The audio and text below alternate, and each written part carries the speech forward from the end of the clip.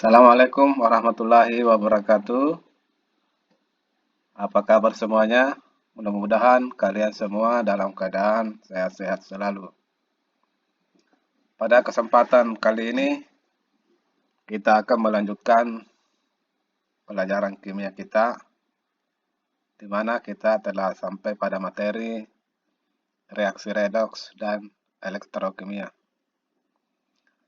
Pada beberapa waktu yang lalu, saya telah mengirimkan beberapa materi terkait dengan reaksi redoks, baik itu berupa video maupun berupa bacaan. Untuk kali ini saya akan mengulangi kembali tentang konsep reaksi reduksi oksidasi, biasa disingkat redoks.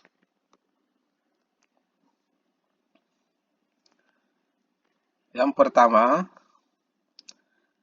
oksidasi dan reduksi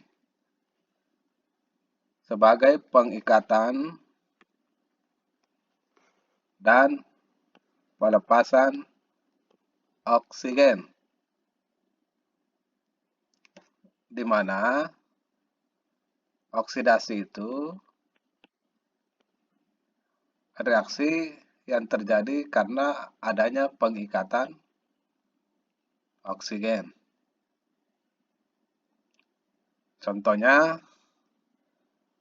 Fe atau besi mengikat O2 oksigen menghasilkan Fe2O3. CH4 metana mengikat oksigen menghasilkan CO2 dan H2O. Nah, kedua reaksi ini sama-sama mengikat oksigen. Berarti keduanya adalah reaksi oksidasi.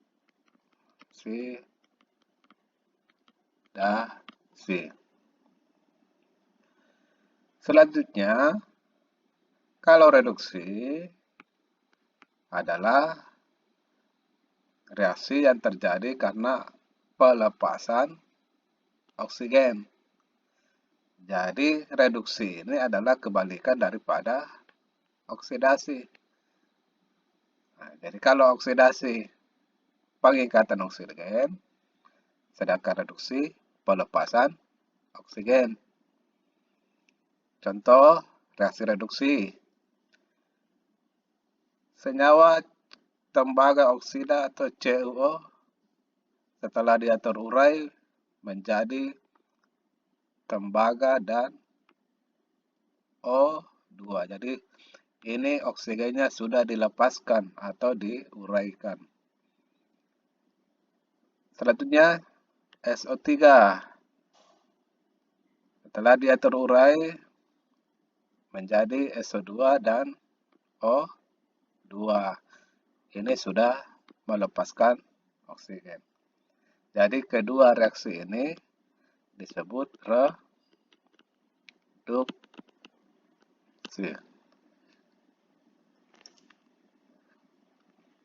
Sekarang kita lanjut yang kedua. Konsep yang kedua yaitu oksidasi dan reduksi sebagai pelepasan dan penerimaan elektron. Jika dia oksidasi, berarti dia melakukan pelepasan elektron. Contoh, kalium. Setelah dia terurai, dia melepaskan elektron. Magnesium melepaskan elektron. Jadi kedua reaksi ini adalah oksidasi. Selanjutnya, reduksi. Seperti yang kita ketahui, reduksi itu kebalikan daripada oksidasi. Jadi reduksi kebalikan daripada oksidasi. Kalau oksidasi pelepasan elektron, sedangkan kalau reduksi penerimaan elektron. Nah, contoh yang penerimaan elektron, ion tembaga menerima elektron, brom menerima elektron. Jadi kedua reaksi ini disebut reduksi.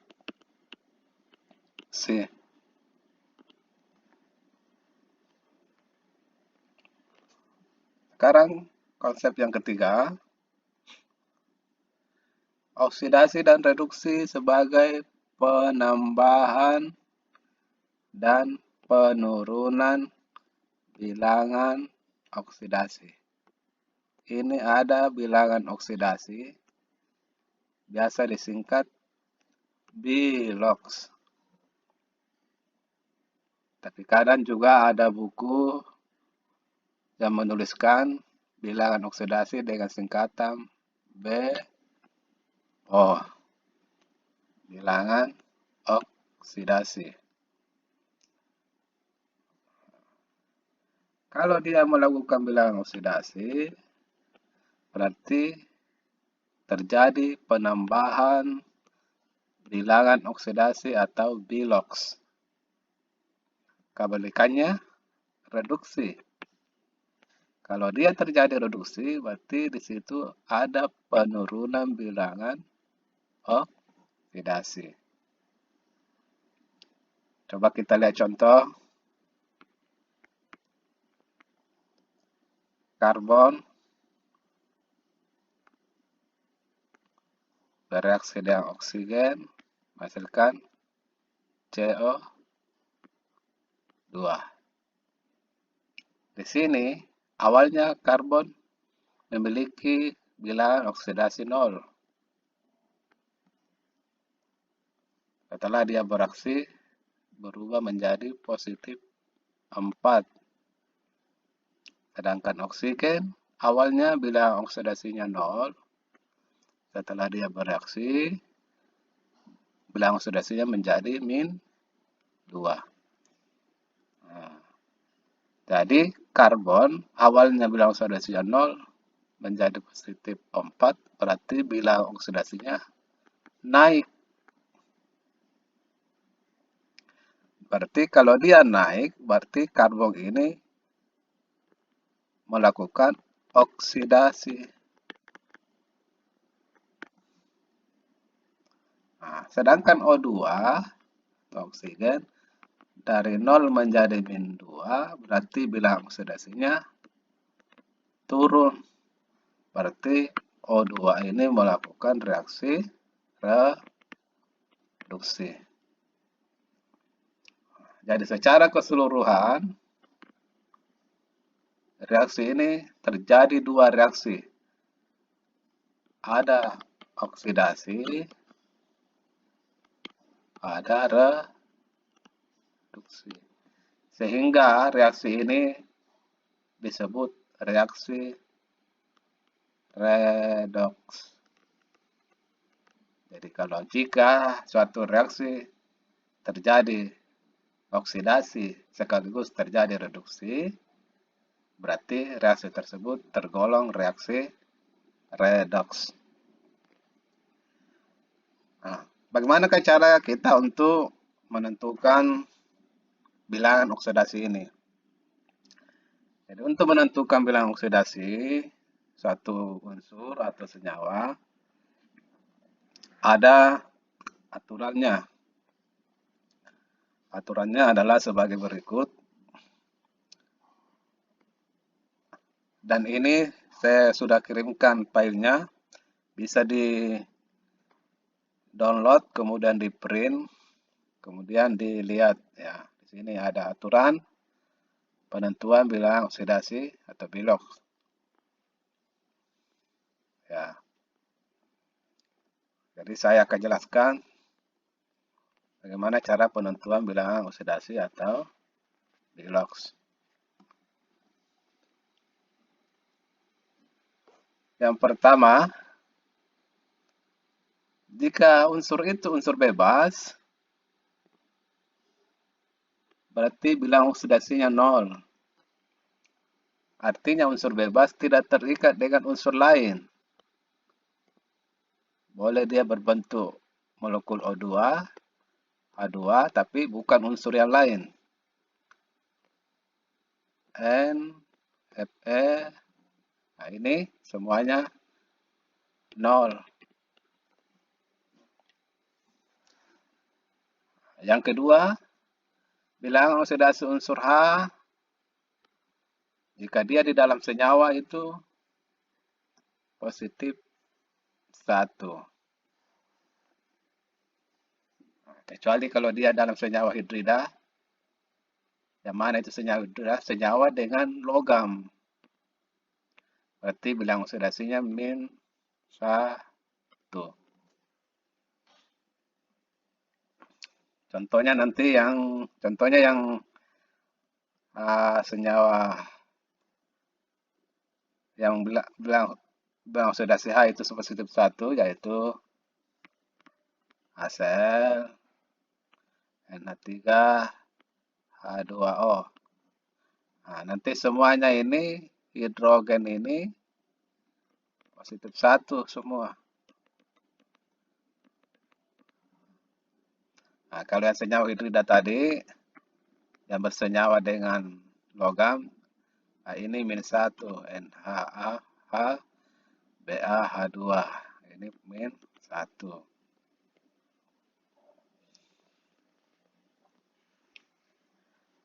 Sedangkan yang berikutnya, kita lanjut. Bilangan oksidasi unsur oksigen, kalau dia dalam senyawa itu min 2. Kecuali dalam senyawa peroksida.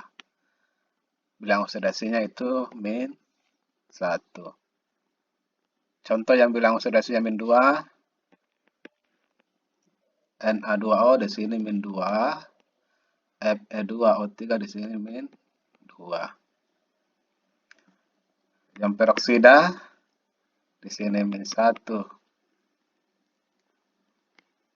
Kita lanjut.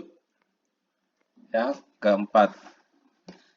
Bilangan oksidasi unsur logam. Ya, ini ya, ingat ya. Unsur logam dalam senyawa selalu positif. Jadi tidak ada logam yang negatif. Dan nilainya sesuai dengan elektron valensinya. Di mana elektron valensi itu menentukan letak golongan dalam tabel periodik.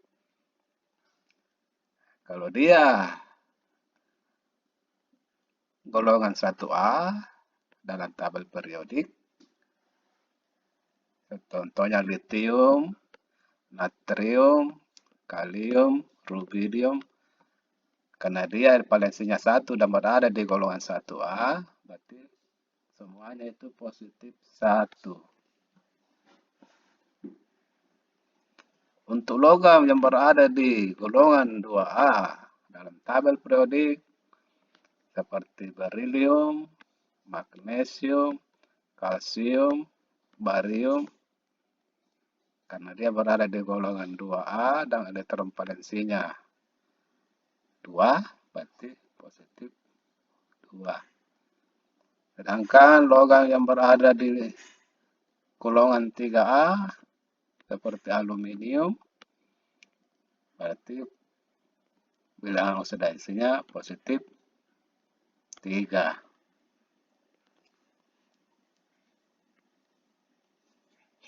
Selanjutnya, bilangan oksidasi ion tunggal. Berarti ion tunggal sama dengan muatannya. Contohnya, Fe muatannya positif 2. Berarti bilangan oksidasinya positif 2. Fe yang positif 3 muatannya, berarti bilangan oksidasinya positif 3.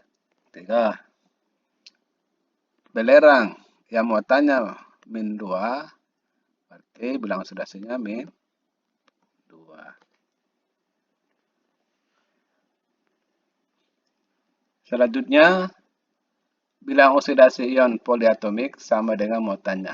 Ini sudah terdiri dari beberapa unsur. Ada belerang, ada oksigen. Nah, karena secara keseluruhan ini muatannya min 2, berarti bilangan oksidasinya juga min 2. Yang ketujuh, jumlah bilangan oksidasi unsur-unsur dalam senyawa adalah 0. Artinya senyawa H2O kalau dijumlahkan semua bilangan oksidasinya hidrogen, oksigen, itu nilainya 0. Sama dengan CO2. Bilangan oksidasi C ditambah bilangan oksidasinya oksigen 2, itu nilainya nanti 0. Sama dengan H2SO4, bilangan oksidasi H ditambah S ditambah O, dijumlahnya nanti sama dengan 0.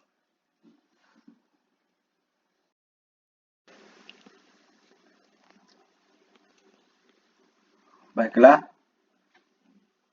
saya akan memberikan contoh cara menentukan bilangan oksidasi unsur dalam suatu senyawa.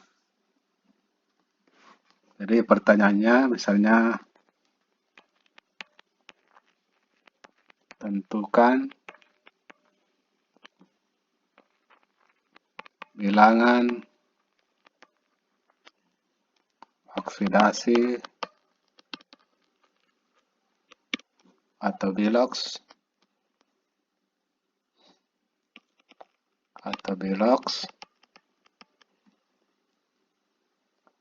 unsur C dalam senyawa CO2. Jadi untuk menentukan bilangan oksidasi ini ada beberapa unsur yang sudah terdapat di dalam aturan yang telah saya berikan. Mudah-mudahan sudah di print atau sudah ditulis. Nah, di sini kita lihat atom C ini jumlahnya 1, sedangkan atom O jumlahnya 2. Jadi caranya, berapa jumlah bilangan oksidasi C dikali jumlah atom C tambah bilox atau bilangan oksidasi O dikali jumlah atom O. Nah, jadi kita lihat bilangan oksidasi C, berarti ini bilangan oksidasi C yang mau dicari. Ya, C. Nah, dikali jumlah atomnya C, cuma 1 ya, 1. Ditambah bilangan oksidasi O. Inilah yang mau kita lihat di aturan itu.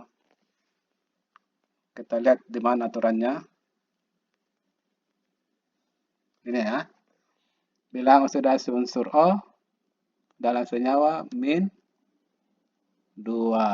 Ini ya, min 2. Nah, berarti min 2 ini kita masukkan di sini.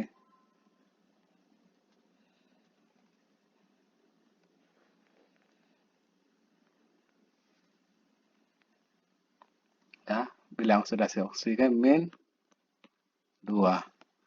Nah, dikali berapa jumlah atom? Oh, ini 2. Nanti secara keseluruhan ini jumlahnya 0. Berarti C dikali 1 berarti sama saja C. Min 2 dikali 2 berarti min 4. Sama dengan 0. Nah, sekarang C sama dengan, berarti min 4, jika dia dipindahkan ke ruas kanan, berarti dia berubah menjadi positif 4. Berarti jumlah bilangan oksidasi C sama dengan positif 4. Berarti di sini C positif 4, ini O min 2. Jadi nanti kalau sudah lancar, tidak perlu lagi ditulis seperti ini. Ya, nah, cukup langsung dikerja seperti ini ya, supaya lebih singkat.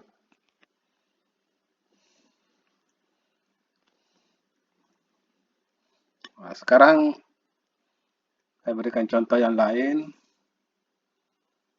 Saya hapus dulu.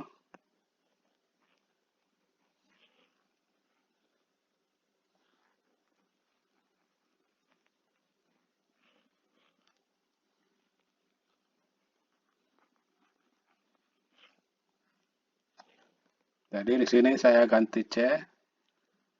Jadi tentukan bilangan oksidasi atau biloks dari unsur S di dalam senyawa H2SO4. Nah, jadi di sini harus ditahu berapa jumlah atomnya H, berapa jumlah atomnya S, berapa jumlah atomnya O. Jadi jumlah atomnya H ini di sini 2, S1O4. Nah, boleh kita singkat saja. Kita lihat di aturannya bilangan oksidasi H dan bilangan oksidasi O. Karena yang dicari di sini adalah bilangan oksidasi S. Nah, sekarang kita lihat dulu bilangan oksidasi H. Kita cari di aturannya. Ini ya, bilangan oksidasi unsur H sama dengan positif 1. Positif 1. Berarti positif 1 dikali jumlah atom H di sini 2 tambah S. Nah, ini S yang mau dicari. Bilangan oksidasi S dikali 1 tambah bilangan oksidasi O berapa tadi? Sudah ada contoh tadi. Oksigen min 2. Ya. Oksigen min 2.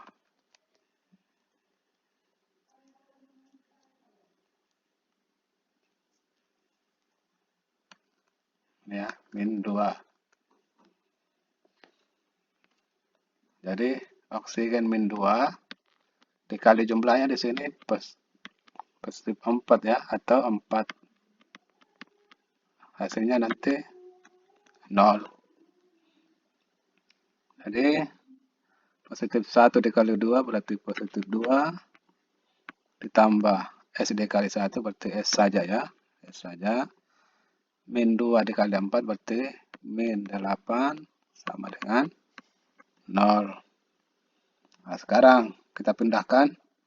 Jadi tinggal S sama dengan positif 2 pindah di ruas kanan menjadi min 2. Sedangkan min 8 pindah di ruas kanan menjadi positif 8. Berarti S sama dengan positif 6. Jadi H2SO4 bilangan oksidasi H positif 1, bilangan oksidasi S min 2, bilangan oksidasi bilangan oksidasi O min 2, sedangkan bilangan oksidasi S positif 6. Bagaimana? Apakah kalian paham? Nanti kalau ada pertanyaan, silahkan bisa ditanyakan di chatting. Ya. Saya berikan contoh yang lain. Saya hapus dulu ini.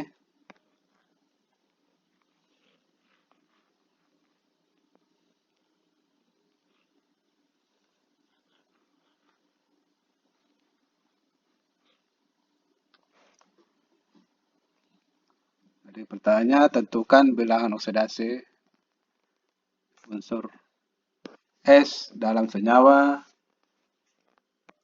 Na2S2O7. Nah, jadi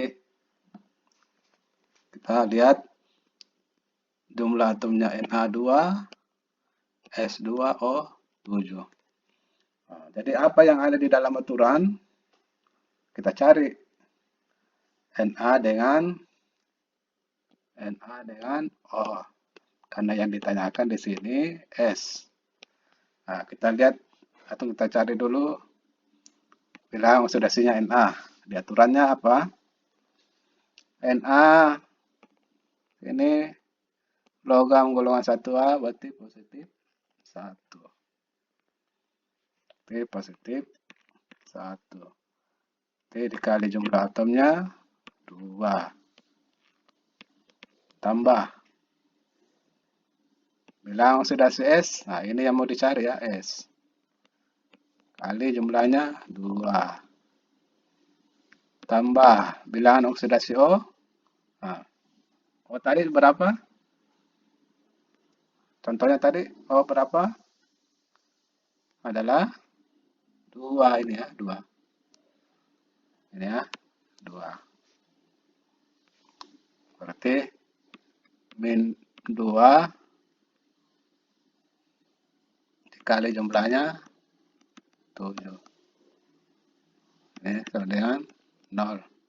Oke, positif 2 ditambah S kali 2 berarti 2S.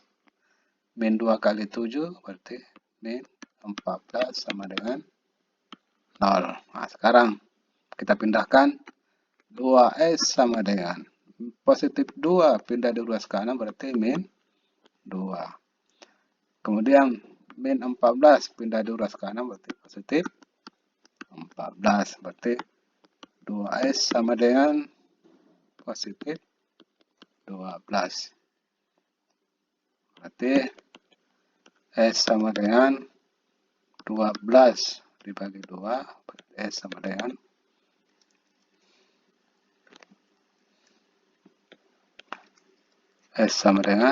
positif 6.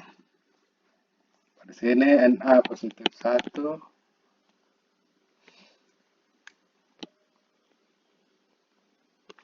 Di sini Na positif 1. S positif 6. O min 2.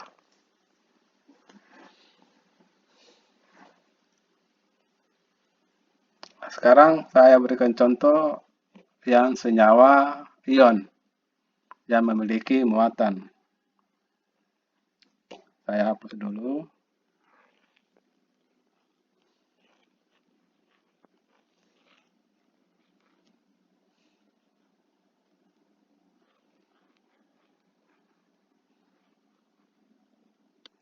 Nah,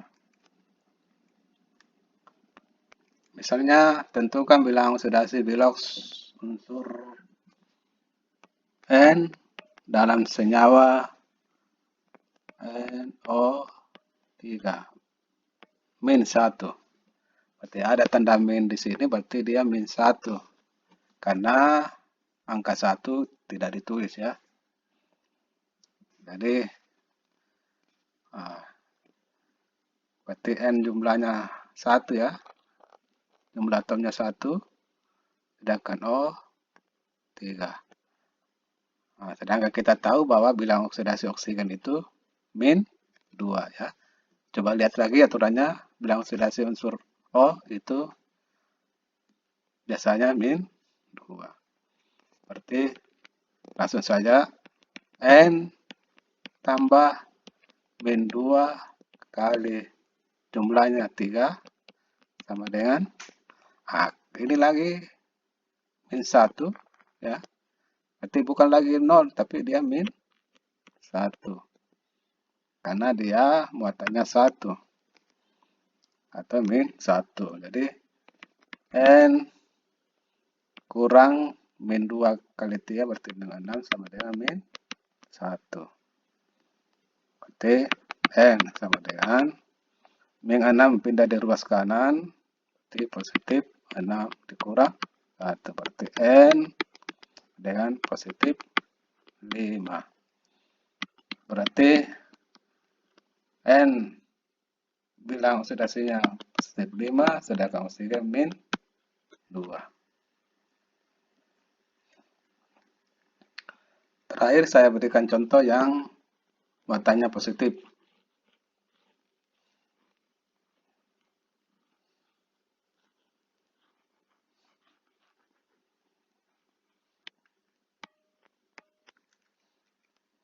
Misalnya tentukan bilangan oksidasi N dalam senyawa Na4 positif 1. Nah, di sini ada tanda positif, berarti nilainya positif 1. Karena 1 tidak ditulis.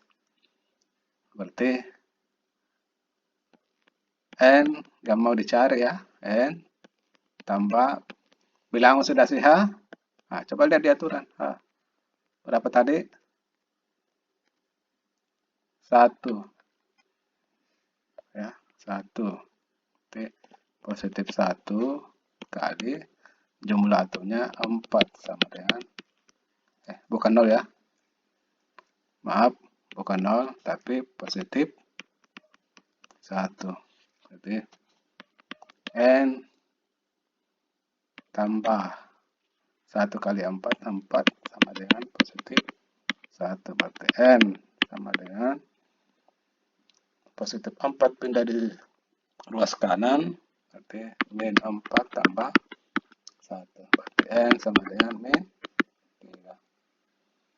Berarti Na4 positif 1, N-nya min 3, H-nya positif 1. Mudah-mudahan kalian dapat memahami.